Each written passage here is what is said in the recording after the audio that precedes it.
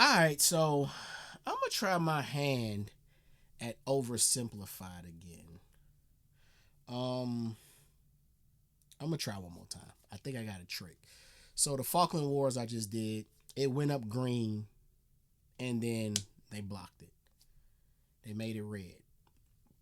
I disputed it.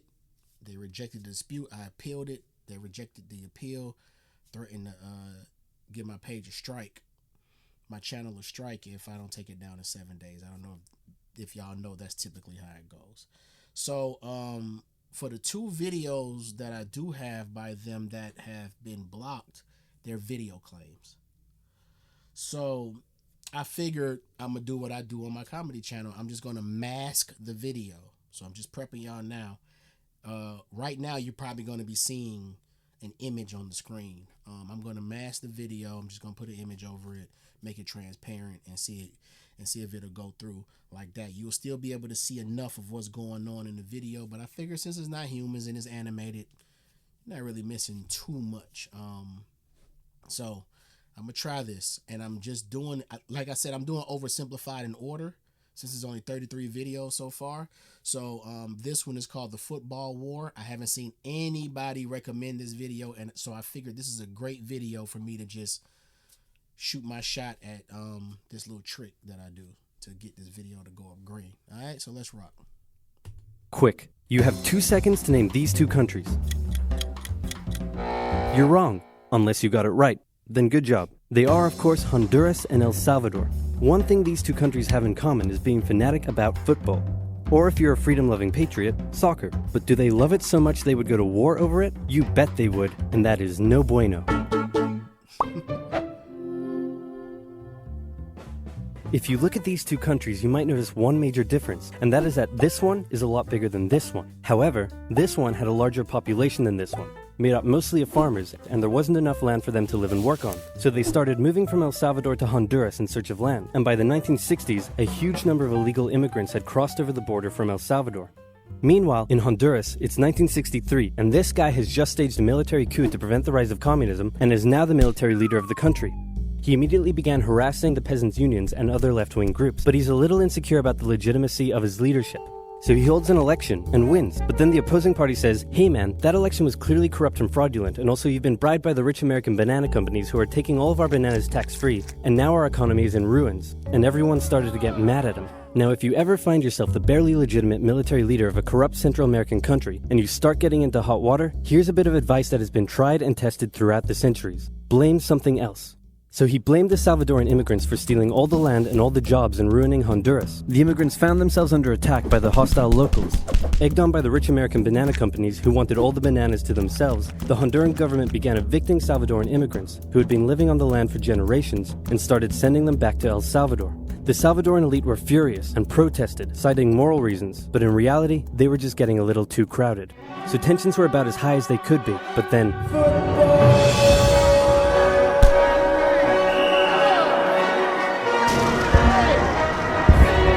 It's the 1970 World Cup qualifiers, and both countries finished top of their qualifying tables, so it was now time for them to play against each other in a series of matches. The first match took place in Honduras. The night before the game, Hondurans gathered outside the Salvadoran team's hotel, making noise and taunting them. The next day, Honduras defeated the exhausted Salvadorans with a late 90th minute goal. After the match, a young Salvadoran fan, unable to bear her country's defeat, shot herself. Disturbingly, the Salvadoran government glorified the incident and made her into a national hero. And at the next game, fans brought pictures of her to the stage. Wait. First you telling me the bananas, the U.S. was just getting all the bananas and just ruining the economy because of bananas? Like, for real? Is that real?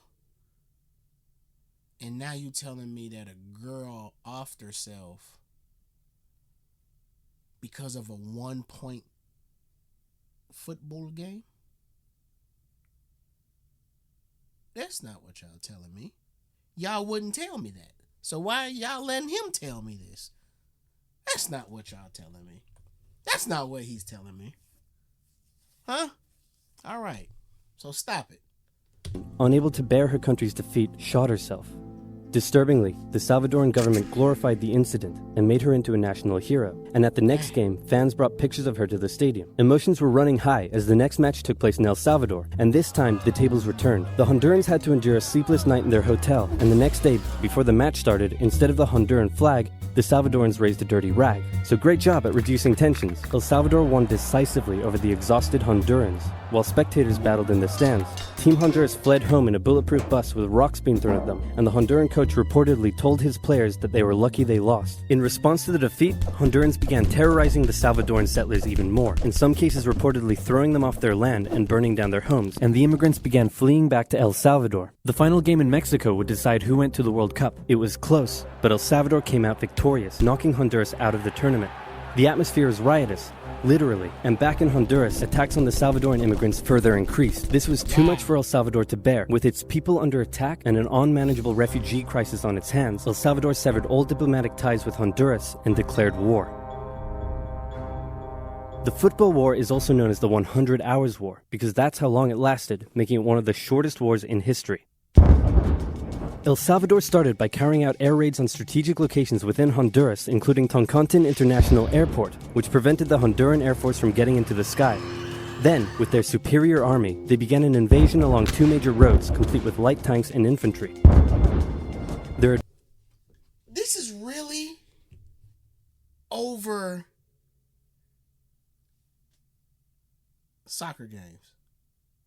No, it isn't. That's not what you guys are telling me, man. No. Tanks, planes, bombs. Over football? Over football? Nah, slime. Carrying out air raids on strategic locations within Honduras, including Toncontin International Airport, which prevented the Honduran Air Force from getting into the sky. Then, with their superior army, they began an invasion along two major roads, complete with light tanks and infantry. Their advance was rapid, and they were quickly approaching the Honduran capital. Then, the Organization of American States met in a bit of a panic and unanimously agreed that war between El Salvador and Honduras was a bad thing and probably shouldn't continue. So they went to El Salvador and said, "Can you please stop invading?" And El Salvador declared, "Not until they stop being jerks," and so the war went on.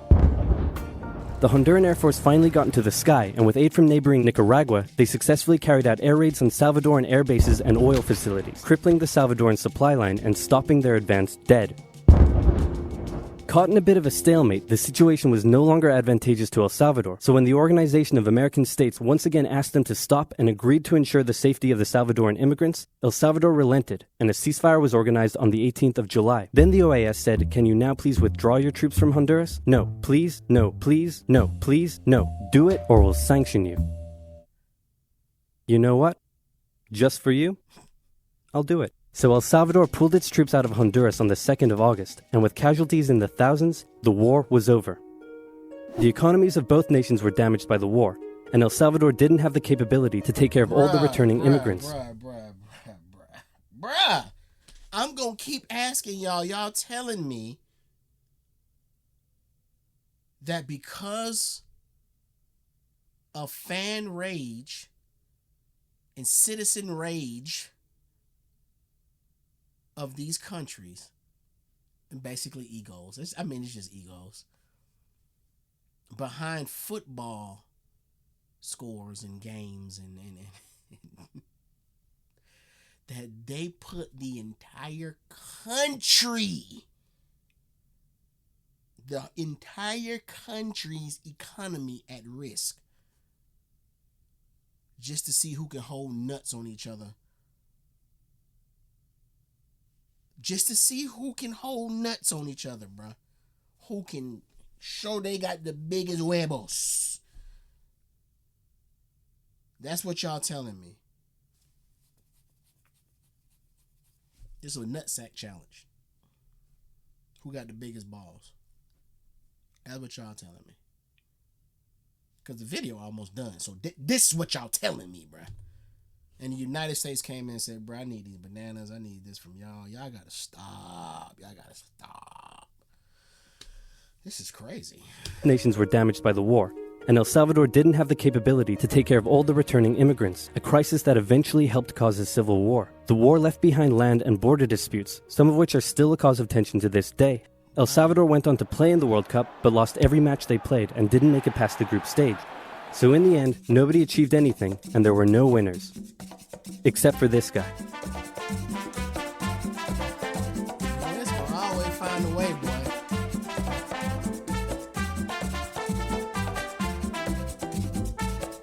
Man.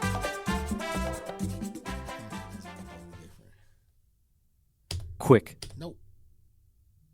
Bruh.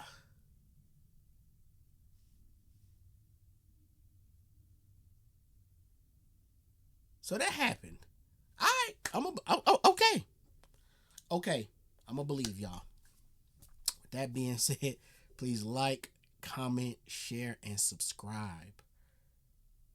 That's crazy, man. History is one hell of a thing, boy. Let me tell you.